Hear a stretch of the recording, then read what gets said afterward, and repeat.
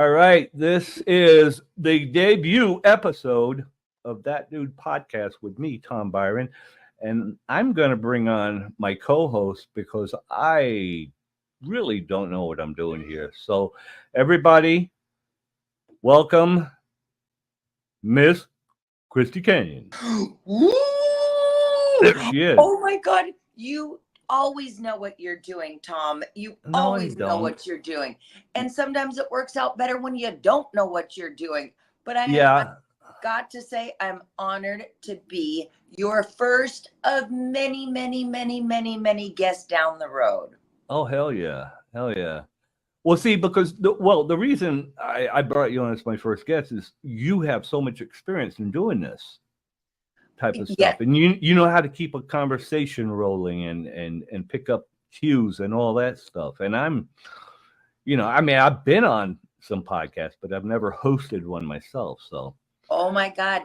I was on Sirius XM for 18 yeah, years for Playboy Radio, and then it became Vivid, and then cancel culture hit, and that 3% screamed loud enough to get the sex channel taken off of Sirius XM. But you know what? The tide's starting to shift a little bit. The cancel cult that they don't have the power they did a couple of years ago. They're starting to, you know what I mean, fall by the wayside.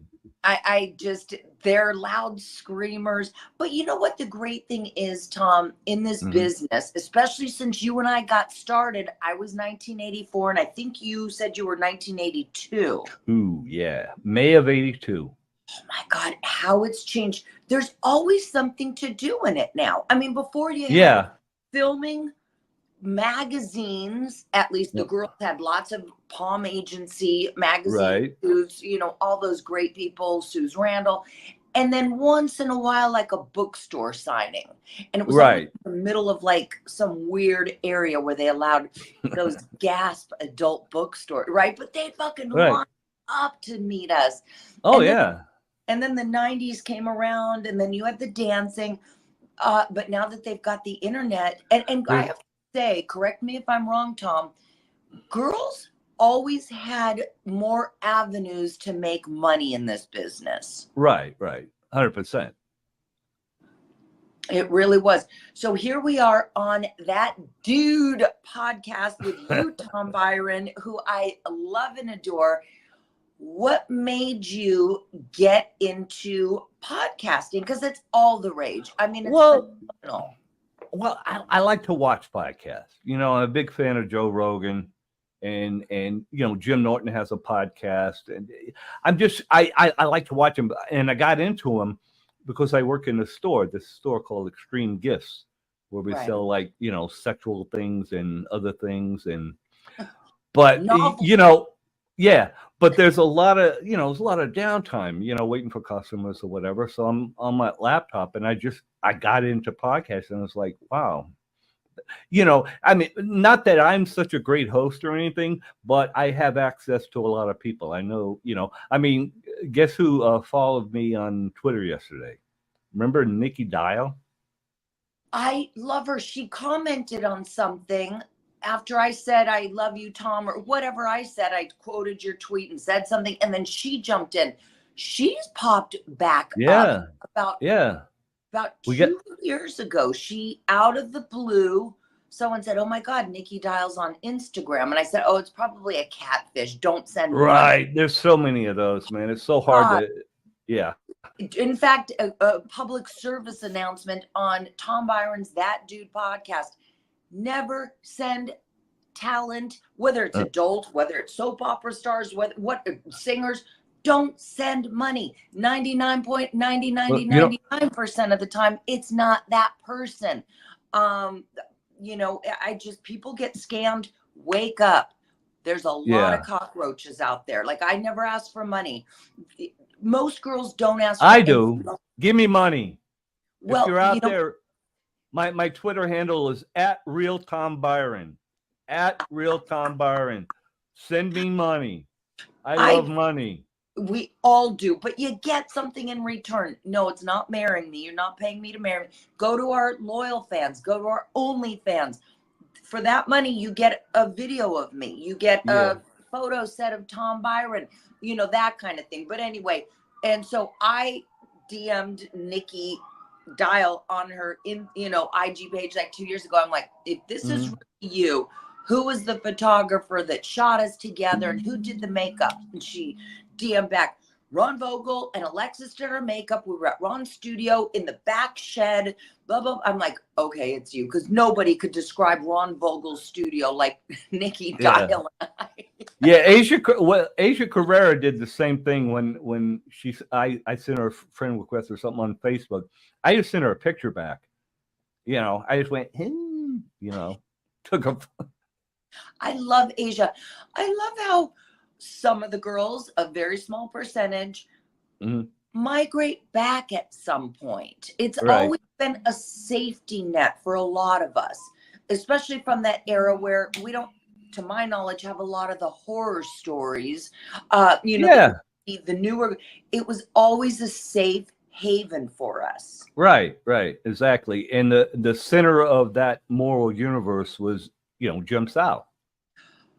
That office, And for people that don't know, because Tom and I could talk like best friends for hours. For people that don't know, Jim South was one of the only two, not the 2,000 in this world now, agents that dealt with us. There was Reb from Pretty Girls and Jim South from World Modeling. And it was like, I'm going to go with, and you correct me if I'm wrong, because you were in it 2 years before me, 98% of the talent was with Jim South. Oh, 100%. Yeah, Reb was kind of an outlier. He wasn't, he was definitely, excuse me, I just fucking drooled all over myself. I know, you're looking at those. Yeah, no, Reb was always second banana. And actually, he actually called me up one time because there was that rivalry. Say the word for me. Rivalry. Yes. See, I'm getting used to my new teeth. You are. These are all new. I love your new teeth. Although I have to say, I personally know your old teeth, and they were fabulous also.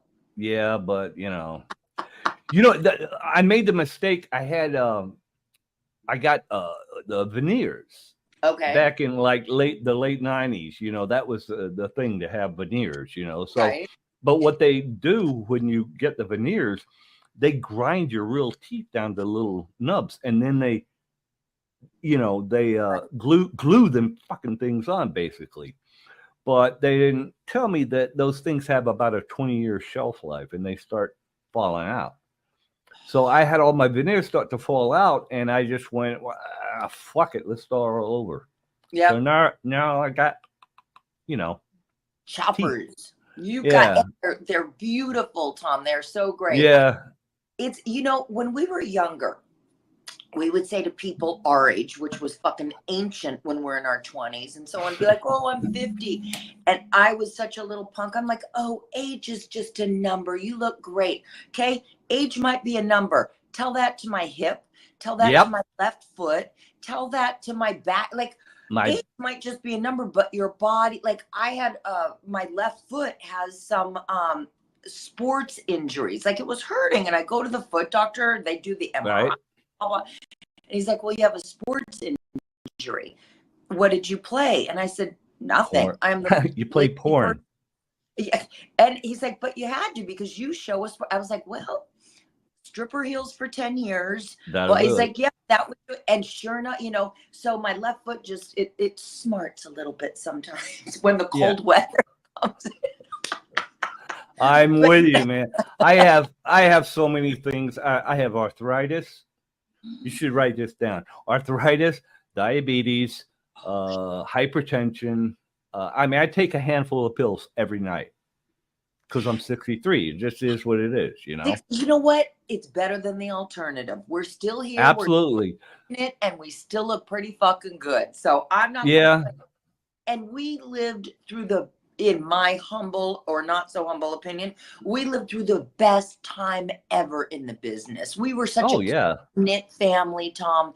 It was a beautiful era. I look back on those decades and go, how lucky were we? Oh, we were, man. It was. I would look around and go, I can't believe I'm living in this beautiful apartment, driving this beautiful car, And yeah, it was like it's like when's this gonna end? And you forgot the best part. Beautiful apartment, beautiful car, and last but certainly not least, fucking these beautiful women. I know. Getting paid. Exactly. I mean, this whole porn thing, all it is me trying to get laid. That's really all it is. Because I had no game with girls when I was growing up. I was shy. I still can't talk to girls. I talk to you because I know you and we have history and all that, but I can't walk up to a girl and just start making, you know what I mean? Shooting the breeze. And here's another breaking. Since I left California, or actually since I left the industry, I've been celibate. 10 years I've been celibate. I have not gotten laid one time in 10 years, over 10 years. You know who else? And she said this on my past podcast about 2 years ago, so I'm not outing you. This girl, Janine, beautiful Janine, vivid girl, at 2 years ago, and she said this again, I have to say on my podcast, she had been celibate at that point for 5 or 6 years. I got her beat. You do. Now, being that you are Tom Byron, you are the legend, you are one of the top, Mount Rushmore men of the business. Can you and do you watch adult films ever to get your rocks on? No, you know what? I take that back.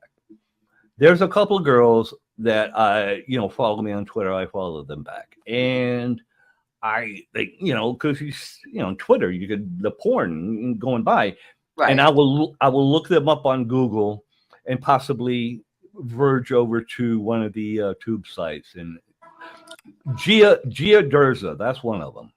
Don't know that one. Yeah, well, she's brand new. You wouldn't know. Oh. Yeah, I mean, Gia Durza. There's another one, Chloe Capri, who's really cute. She has braces and she does all the ass stuff, and it's great. So yeah, I lurk, but I would not say I'm a connoisseur or a, I don't watch. It's not a daily thing with you. It's not even. I jerk off twice a month, if that. In all honesty, though, I've always heard that it's good for a man to jerk off to clear out the pipes. Well, I do. You know what I call it when I do it? Getting rid of it. What do you call it? Getting rid of it. Let me get rid of this. Out with the cold. Yeah, let me get rid of this so I can sleep or something. You know what I mean? It's like the mitrazopine's not working tonight. Let me jerk off. I totally get it. I do. Once in a while, like maybe once a month, I'll just go onto one of the sites also. I can never watch anything where I know the talent because I know them. Half of them I've been with. I just search like weird stuff, like, girl getting, gang banged. And they never show the guy anymore. If you notice, the guys are shot from their chest. That's what everyone said they should do anyway. Every time they shot a close-up of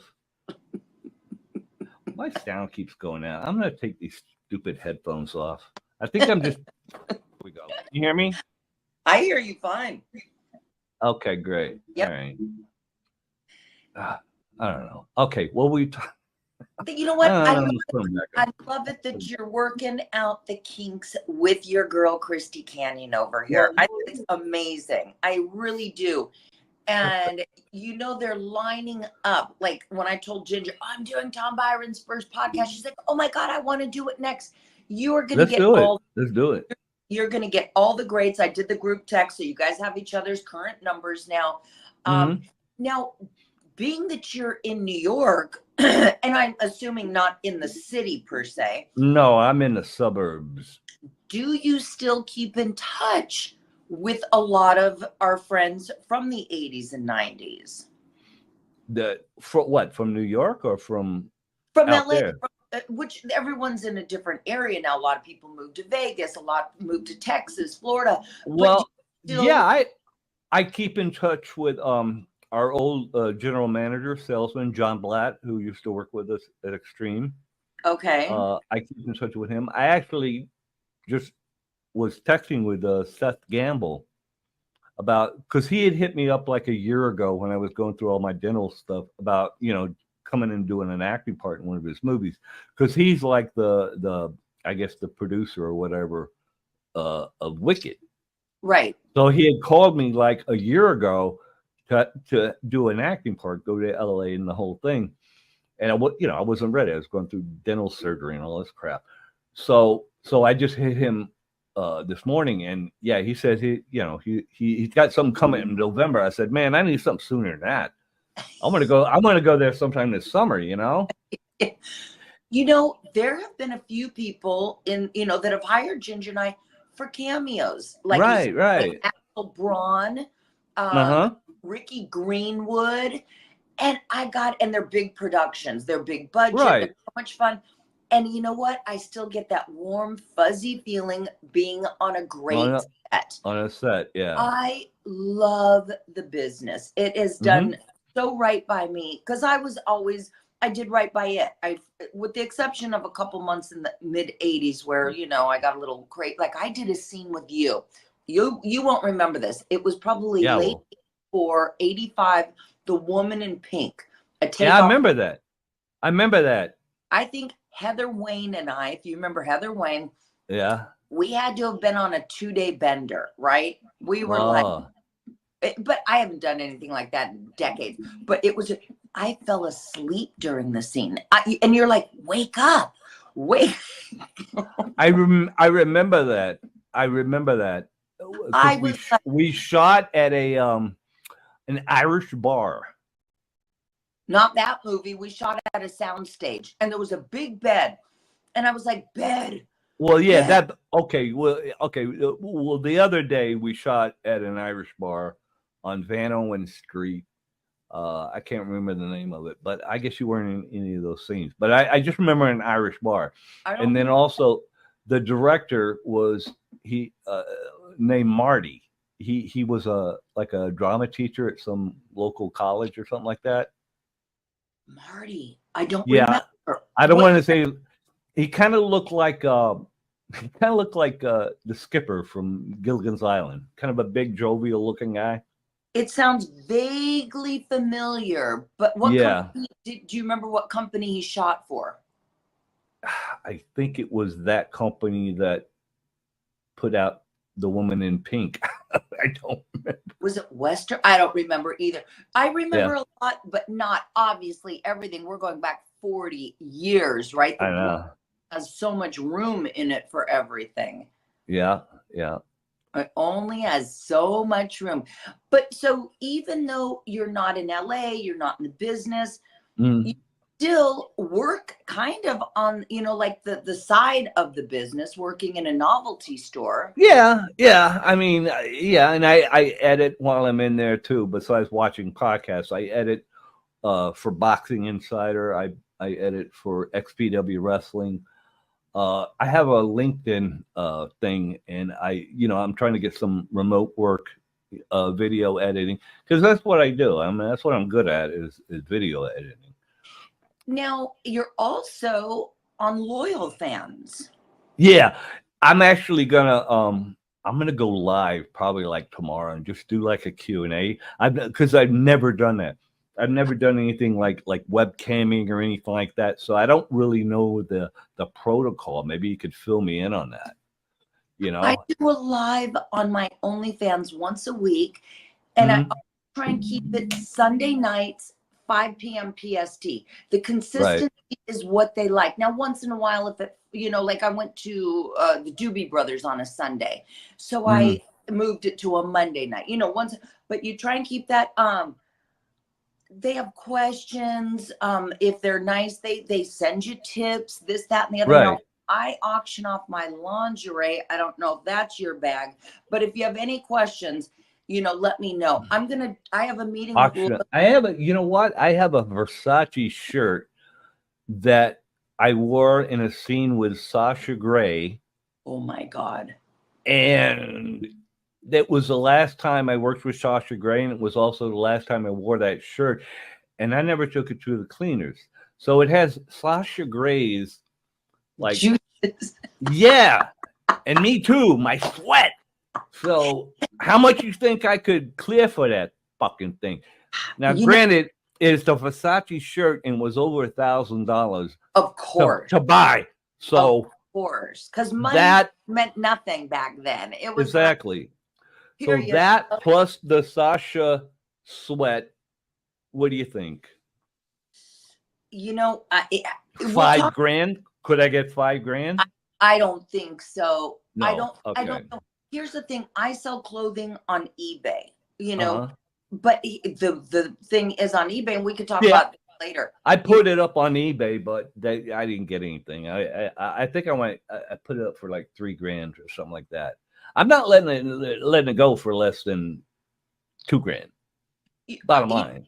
I don't blame you. You've had it this long. What's another year? Talk to me after about that. I think okay is your best bet. Yeah. No, I've already got a whole bunch of followers on loyal fans.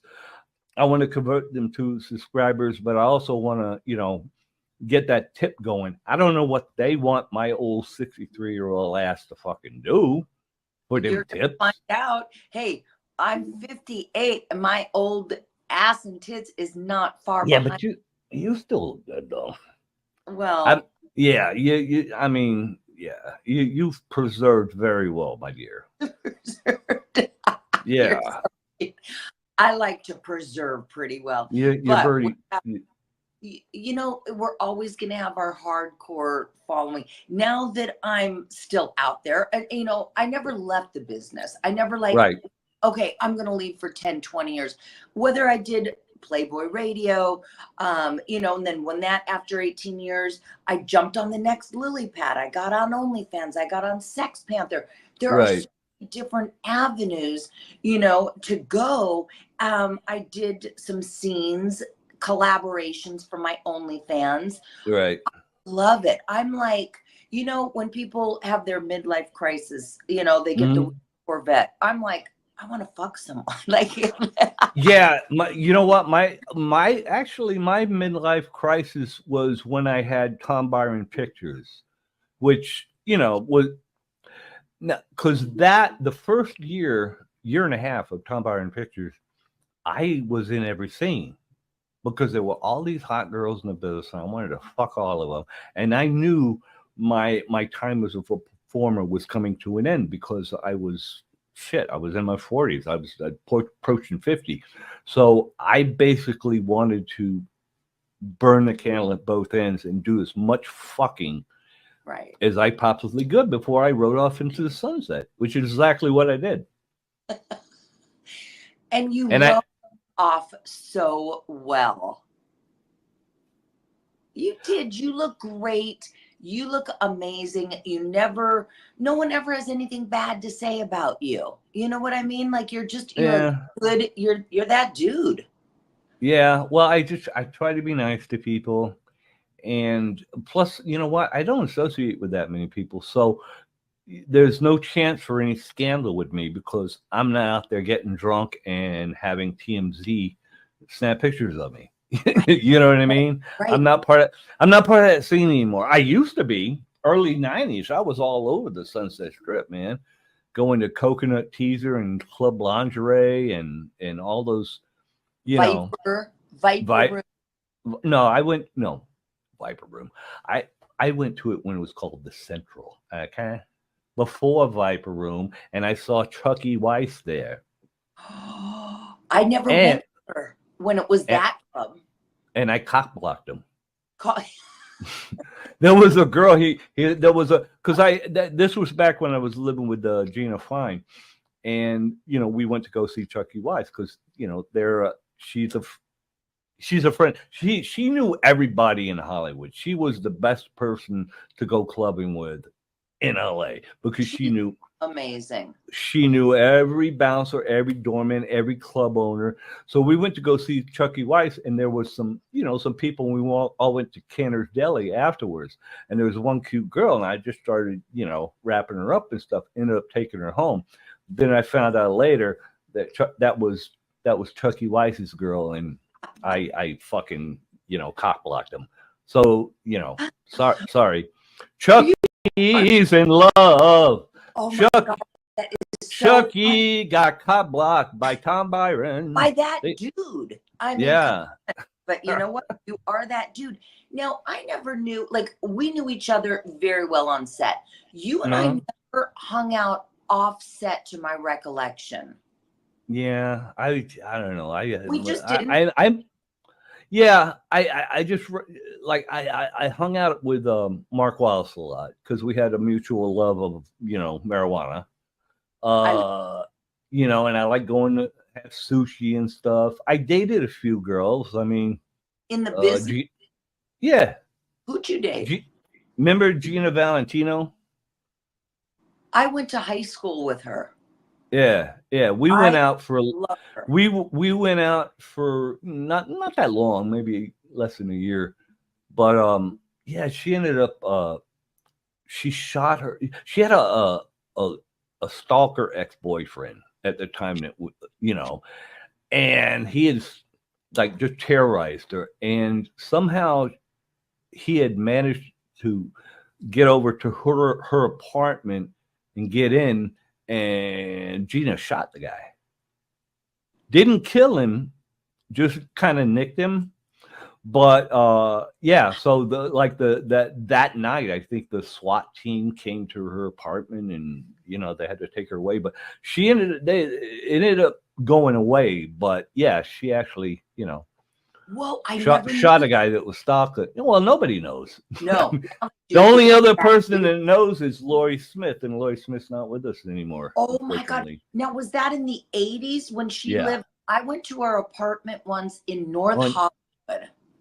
No, it wasn't that place. I know the North Hollywood place. Okay. It was on, I want to say Burbank and Kester. Okay, that wasn't where I went in. Yeah. I went there, I'll tell you, in 1985 with Michael Paulson that owned Paradise Visuals. When we were dating, we went to always like Mike. You know what? We saw each other. I'll send you pictures. I have no ill feelings towards any exes, right? And so we started talking, and he came to California 2 years ago, and we went to dinner. I got to tell you, he's the same guy. He's just living the life. He does real estate in Florida. I mean, I'm sure on. He's doing fine. He's the ultimate Peter Pan. Never got married. He just loves to fuck girls. Yeah, exactly. And it was great to see him. And then he's like, come out to Florida. I'll send you a ticket. And here we are 2 years later. I'm just busy and I don't have time, but I will. But we'll talk every so often. And he gave me some of the best advice when I was 18 and we were dating. And he used to always say, save your money, Christy. It's called fuck you money. Because if you save your money, you can tell everyone, go fuck yourself. Because you don't have to do anything for anybody if you're if you're independent. And I could have used that advice. I got to tell you. He would, and then his other advice was also, if anyone starts to complain about money or they can't pay, start complaining right back. Doesn't matter what you have. Start complaining. Yep, payment. He's like, because that way they're not going to ask you for money. Because if you're no, that's it. Yeah, I think I've had that used on me a couple of times.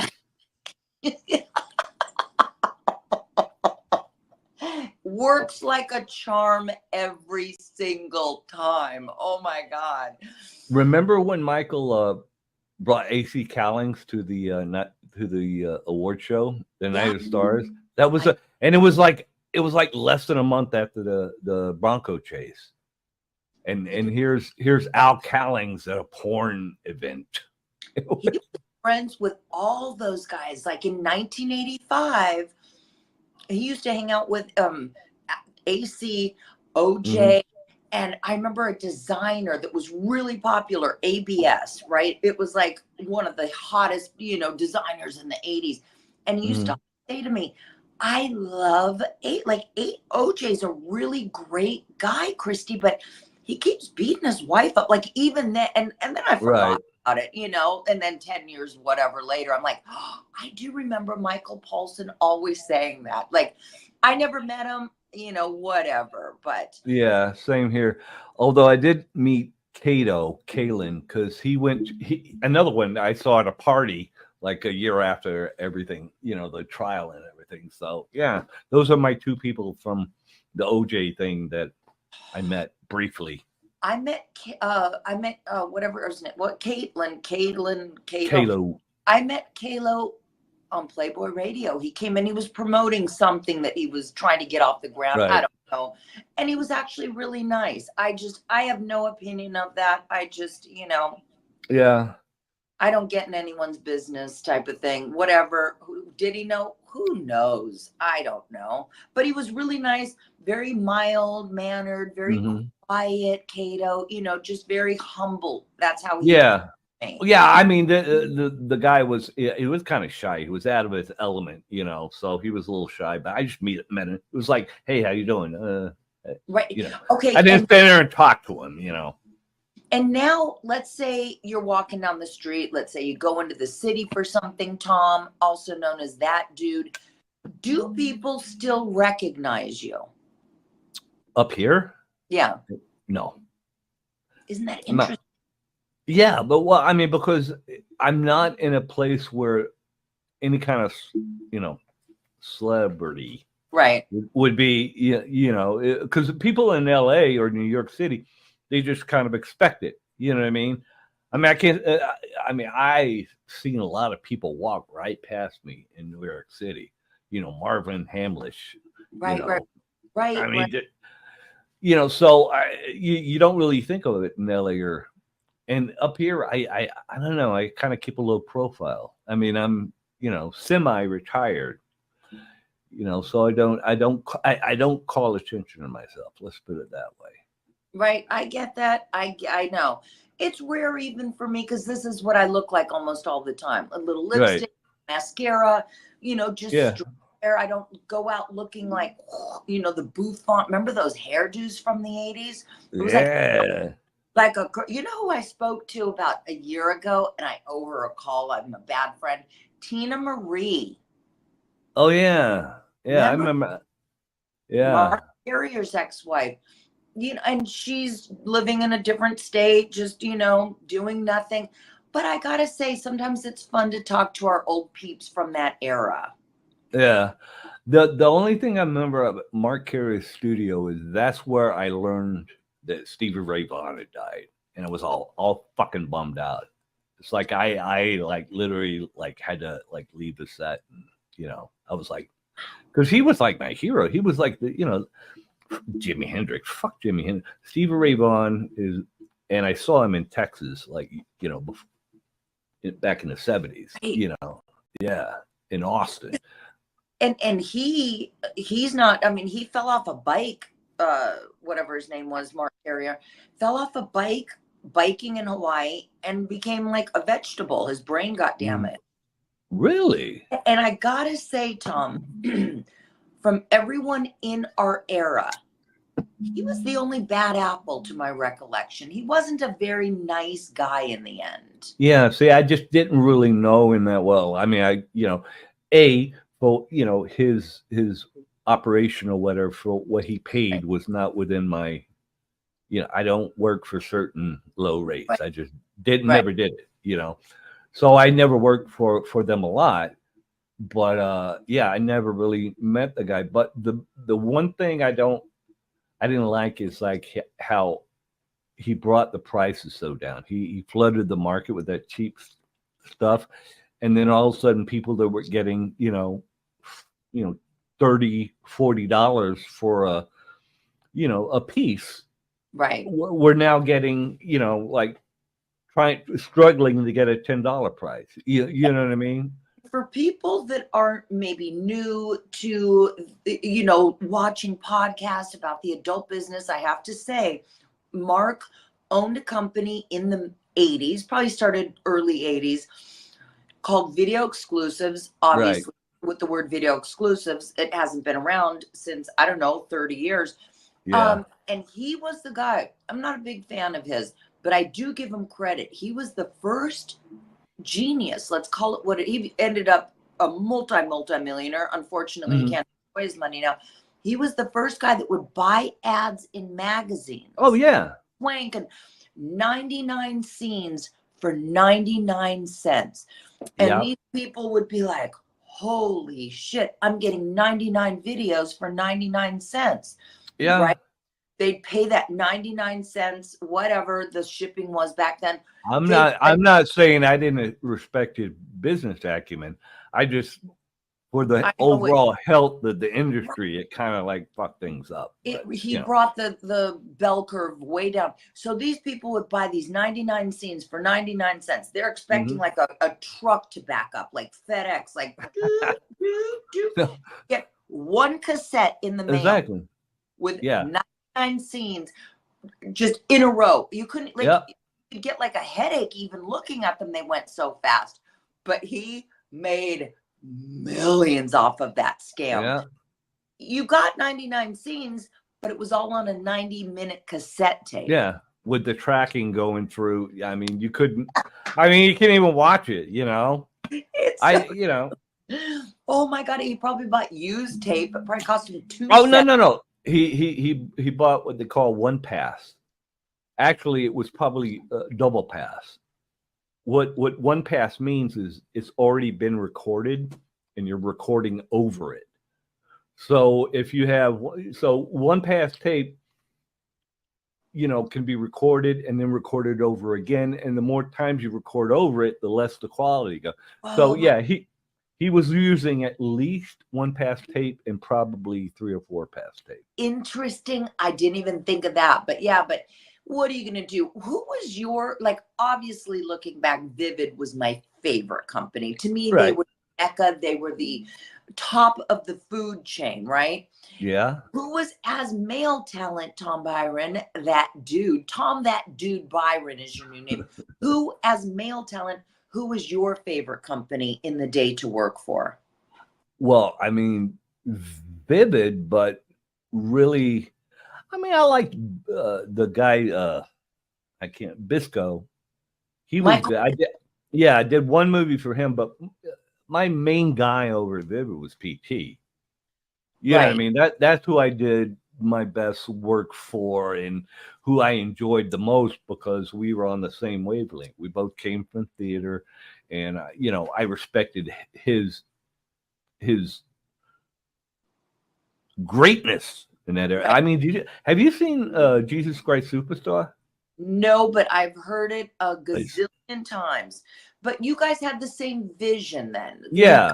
We're both on that same kind of theatrical track. Yeah, we wanted to take something, I mean, as limited creatively as porn and elevate it to something else. We were on the same page that way because that's why I got into porn. I didn't just get in porn to get laid. You know what I mean? I wanted to be like a movie star, like an actor, because I thought when I moved to California in 1980, I assumed that pornography and mainstream films would converge, that I'd be doing fucking, orgy scenes with Robert De Niro.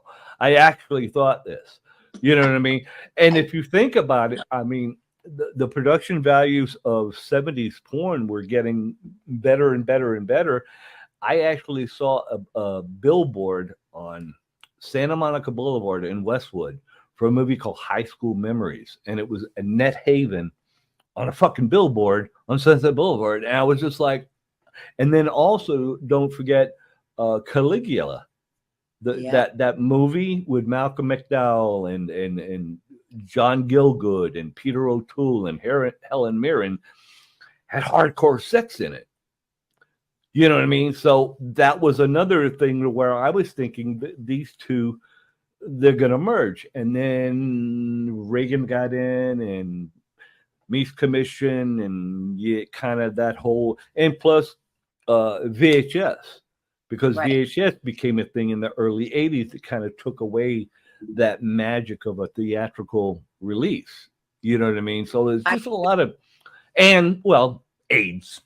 That was another thing that kind of like threw a wrench in the whole fucking, that whole idea of mine that porn would, transcend itself and become a legitimate form of filmed entertainment. I liked working on films. when it all became video, shot on video, that kind of I wasn't a fan of that. Gonzo, the thing that One Day that's Wonder. yeah. Well, but besides One Day Wonders, even just Gonzo, having a guy be a character behind the camera and yeah, okay, it was a good thing, but then everyone copied it, and then it just became this like there's a cheap way to make porn. It was even cheaper than the One Day Wonders, because the One Day Wonders, you still had to have a set, you still had to have, makeup artists, catering, all this stuff. Gonzo, you just pick up a camera and you start following a girl around and maybe, it's just there's no art to it. It's any moron could do it. That's why when I started doing Gonzo and I did my Comeback Pussy and my Whack Attack series and all this stuff, and all of a sudden I'm the fucking king of Gonzo because I'm winning AVN and XRC awards. I didn't really. It's not saying I didn't appreciate it, but it was like, dude, this is easy. I'd rather produce a film. Look at this little bastard. Oh my God! Look at that little putty tat. That's the cutest little cat. She was being very bad this morning because I was feeding them, and I accidentally stepped on the other one's foot. Her brother, not little brother because he's already grown up, and Stella, this cat, misinterpreted it as because she made a little sound when I step on her foot, misinterpreted it as that the other cat attacking me. So she went to go like kill the other cat. Like I've never seen her like that. So that's why I've got them separated, because I don't want them to get into a fight, outside my bedroom. Cat. Oh my God. So cute. That is so cute. Were you always into cats? No. No. No, wait, I take that back. No, yes. I love animals. Any kind of animal. Cats are the most low maintenance. You know what I mean? Remember, I live up here in the snowy, the frozen tundra. Okay. So the idea of having to take a dog out to pee and shit in the snow in 20 below degree weather, I'm just not a fan of that. So cat, they got their little box. I got 3 of them for 2 cats, 3 litter boxes for 2 cats, and I keep them very clean because I don't want my place to smell like I have a cat. I totally get that. I do. At one point, I think I was the crazy cat lady. I had 4 cats. But if you have a house and enough place for them to run around and hide, do all their shit. I'm in a 1-bedroom apartment too. Well, it's not an apartment; it's more of a townhouse. The thing that I stopped liking, because my cats were all in the 90s, and I would declaw them. Guess what? They all lived till they were 18, very happy, healthy lives, right? Then California or Los Angeles made the no declaw rule. And I'm on the fence about that. It ruined all the furniture. Like you had the trees and the cat trees and blah blah. Nope, they want the couch and the bed. And I thought, I don't want an animal that is gonna ruin my place. I don't live in a museum. I don't want big claw marks down the arm of my chair with the stuffing coming out. And I just thought, you know what? I'm done. I'm on the fence about the decline too. I just know that I had 4 cats at one point. They all live very healthy, happy lives without claws. And mom was happy because her furniture was intact, but what are you going to do type of thing? It is what it is. Well, I'm kind of at the point now. It's like I bought all new furniture about 2 years ago when I was doing Uber, because during the lockdown, Uber drivers made a lot of money. I bet. You know what I mean? So that's when I bought all my furniture for my house. And now it's all clawed up, but what are you going to do? It's not like I have a whole bunch of visitors coming over day and night. You know what I mean? So do you ever want to have a girlfriend or date one person? Or are you at 58, I don't have the energy for a boy. Like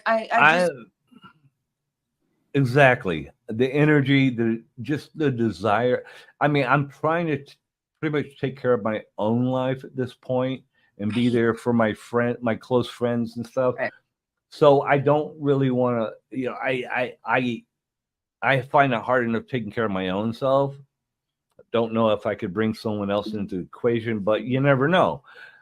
That's Up how in, but up until a year or a month and a half ago, when I found I didn't have the self-esteem. How am I gonna, talk to a girl and I have no teeth, or I have, teeth missing because the veneers fall out? You know what I mean? Yeah. I do. So that I remember I saw you. It was pre-COVID, let's say 2017, 18. And I saw you might have at been, yeah, the big because dinner. I moved here at 2019. Okay, so it was before that, and we all went to dinner with April and Ash Yes. from Rialto.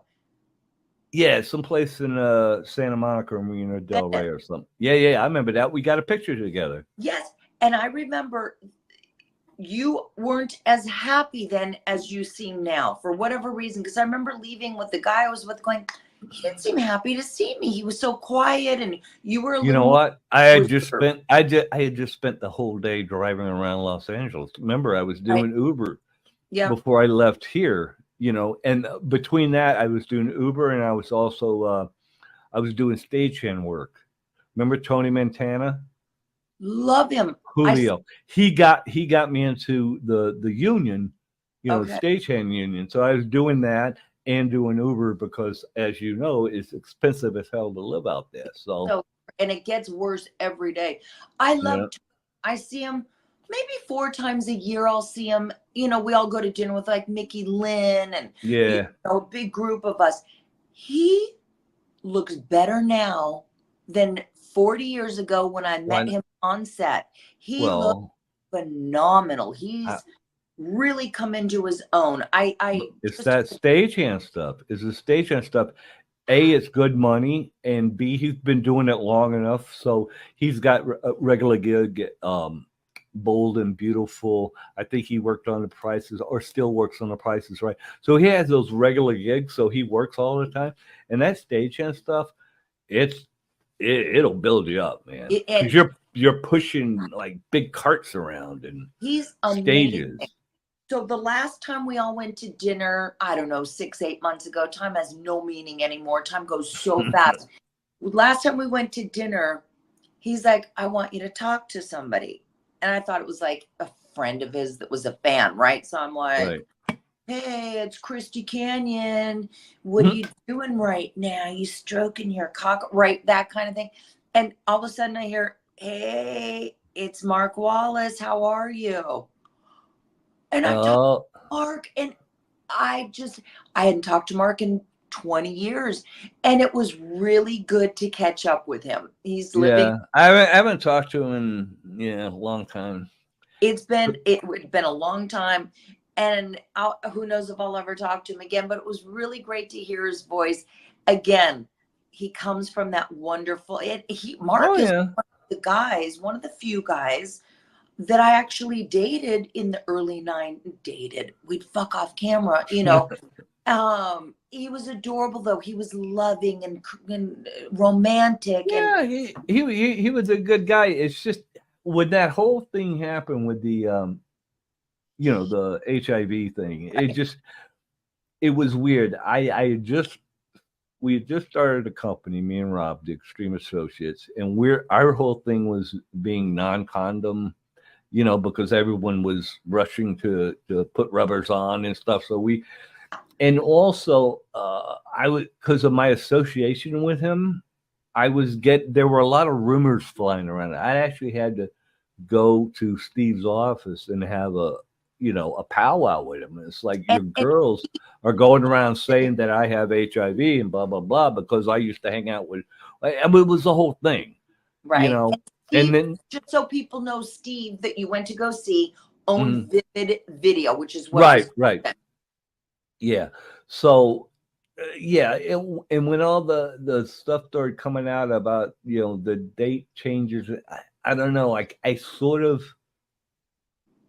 I don't know, I sort of like just cut off contact with him, stop talking to him. I hope he's well, but I also hope he understands I had to do what I had to do because, We just started a company.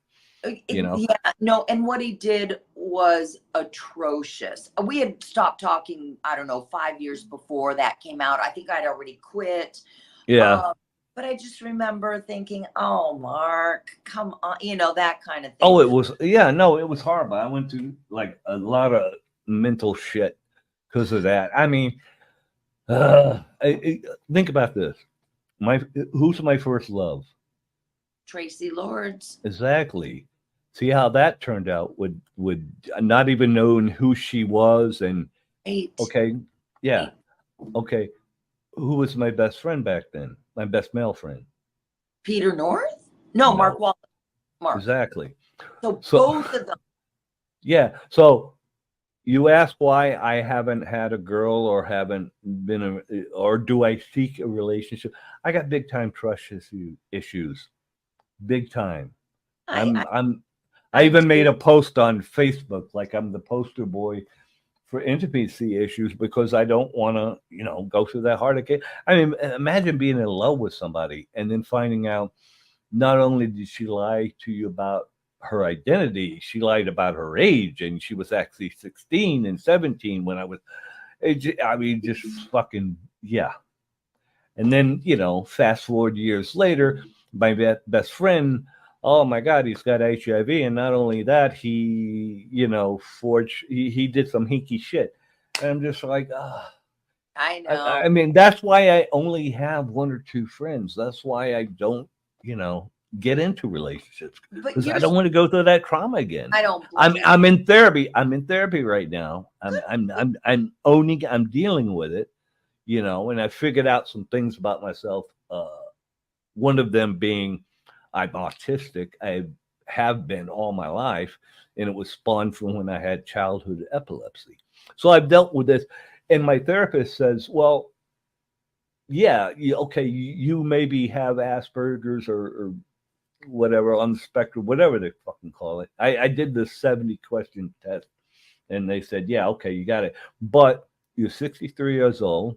You've obviously high functioning. Right. You've learned to deal with it. You've learned how, but I'm in therapy now. So I'm starting to identify why my brain works the way it does. Right. You know what I mean? Because I mean, you talk to me right now. I'm kind of all over the place with my thought process. And that's another reason why I really want you to be my kind of, my guiding hand, my co-host in this whole thing. I will jump in any time you need me, want me, don't want me. I will always make myself available. I'm very lucky that I've, organized my life where I'm kind of a free bird. I could, for the most part, do what I want when I want, type of thing. Yeah. And it's a good feeling, so anytime, because I love and respect you. And really, everybody from our era, with the exception of one girl I'm not crazy about, I love our people. I truly love our era. Man. It was just, we were such a close-knit family. There were so few. Every so often, somebody would come in and they couldn't get it up. And you'd never hear And we people like me and Mark and everyone, we'd sit back here and laugh at them. Oh, you need a stunt cock. I did a lot of stunt cocking back in the 80s. I had a few. For some reason, I was on a lot of sets with Ron Jeremy. He filled in about 2 times that I can remember. Yeah. Blake Palmer, he couldn't get it up once, and I think it was Nick East couldn't get it up. I've had twice on sets. I've had problems. Nick and I just didn't get along. We just didn't like each other. But you know what? What are you going to do? I don't dislike them, but there was no chemistry at all. Right. I mean that it's weird. It's like some people that think they're just awesome performers and this and that. For some reason, I didn't like. Okay, I'll say it. Nina Hartley. Never was into her. Actually, me and Joe, because she worked a lot in the 80s, and me and Joey used to say, oh, who you working with? Oh, Nina. And we've always give each other a look like, because we just weren't into her. Yeah, she's a big porn star and a big ass and everything else, but it did not work for me. Never did. I want your viewers of that dude, the most amazing podcast, to understand. Doesn't mean we don't like those people. Oh as yeah. a person. No, Doesn't I no. We them. get along. We get along Totally. fine. But it's You know, just but you had to have some kind of chemistry. You had yeah. to, you know, and you know what? We're not robots. There would be that one or two that you loved him as a person. Right. They just didn't float your boat type of thing when it came to that. And so be it. We're still great friends. I saw Yeah. Nina last year for the first time in years. I think she was on my Vivid radio show probably in like 17, 18, 19, right before Right. COVID. And then she went MIA. I saw Nina for the first time at the 50th reunion of the release of The Devil and Miss Jones. And I had never seen it. So I went with beautiful Keisha, who I fucking love. And That was the first movie I ever watched. First porn movie I ever watched. I had Devil never in the seen Stone. it. It was amazing. And Nina Hartley was there. And I'm like, Right. Nina, because you know me, I'm so like, ah. I'm like, Nina, oh my God, how are you? It's so good to see you, blah, blah. And I go to hug her, and she was like, hi there. And I thought, she wasn't as excited to see me. Yeah. Well, one thing I've always kind of, Nina's a little, I won't say fake, but she definitely has a facade that she puts on for the, you know, Yeah, I don't know puts what on for the press. And I don't know. But then at the end, she was like, it was really, I think at first, and sometimes I get that where I'm just like so animated naturally. yeah. That I don't get it when someone's kind of standoffish. Like, aren't you as excited to see me as I am to see you? Like that. Yeah. Well, You know, I remember one time when I first met Herschel Savage, Harvey, R.I.P. love him. He told me a couple of years later after I met him that he thought I was sort of rude and stuck up when I first met him. Aloof, I think was the word he used. And I told him, it's like, no, dude, I was like in awe of you. I was in, you know, all these people that I had watched in college and high school in Houston, you know, because I had to drive 100 miles west to go see a porno movie. You know what I mean? Because I lived in the Southeast Texas town called Orange, and there were no pornos theaters. There was no nothing. There was Jesus. That was it. That's all you had. Jesus. Every corner. If you want the smut, if you want the vice and the debauchery, you got to drive 120 miles west to Houston. And that's where that was my education, my porno education.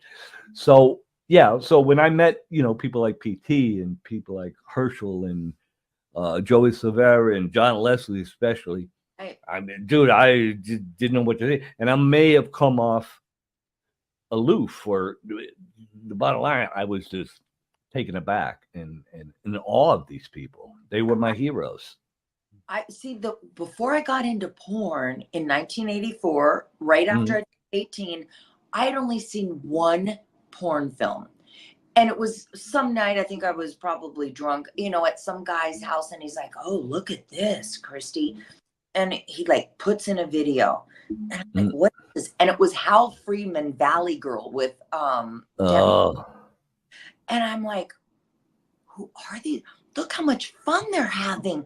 Oh my God, they're doing it in a car at the park. Now, granted, I go back and go, they're probably on Ron Vogel's soundstage, you know. Yeah. So when I got in, I knew nothing. I didn't know who these people were. I mean, I quickly really found out who Tracy Lords, Ginger Lynn, Tom Byron, Peter, you know, I quickly learned, you know, with the help of Alexis Vogel, R.I.P.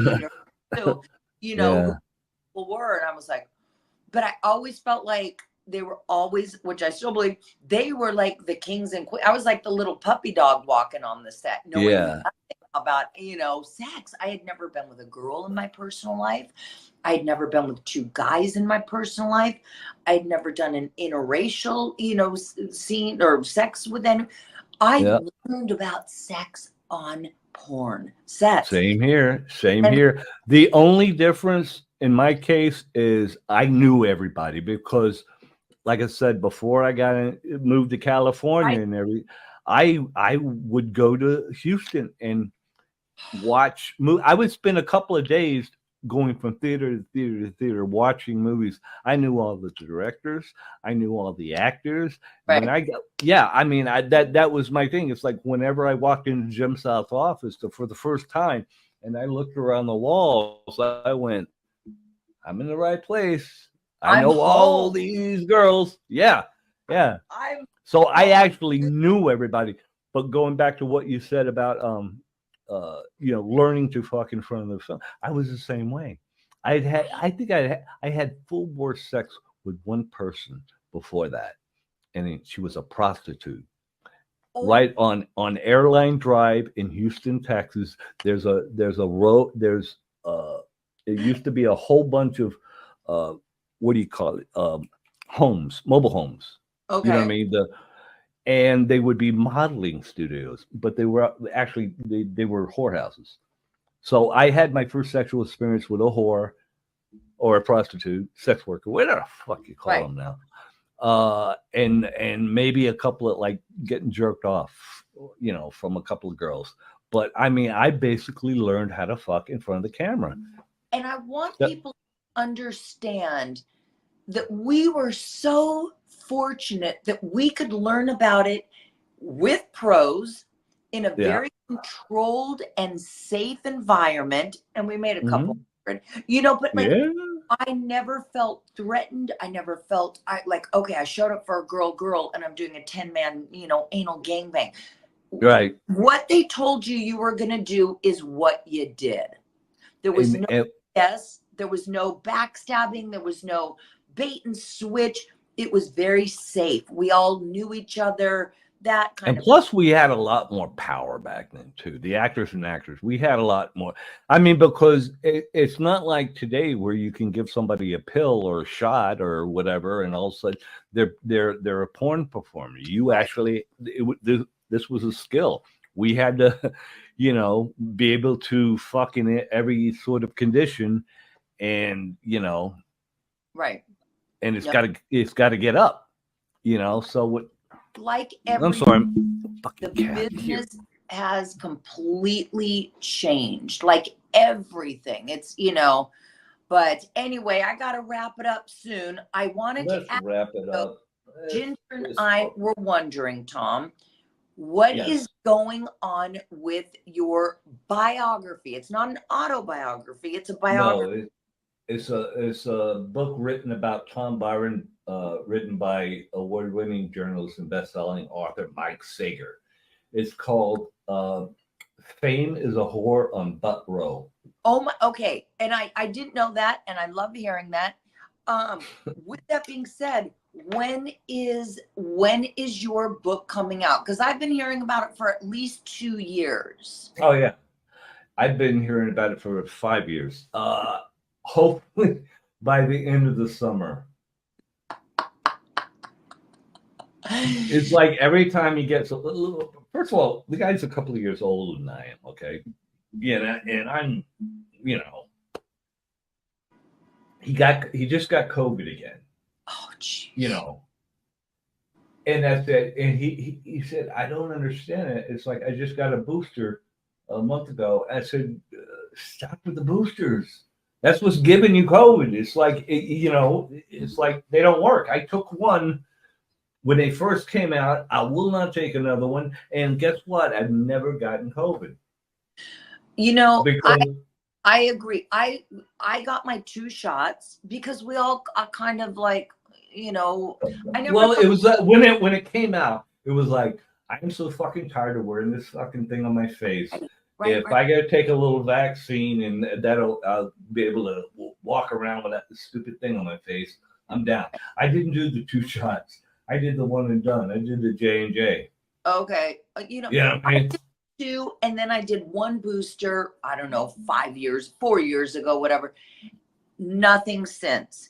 Because I'm not anti-vaccine. I got the 2 shingles, but enough is enough at this point.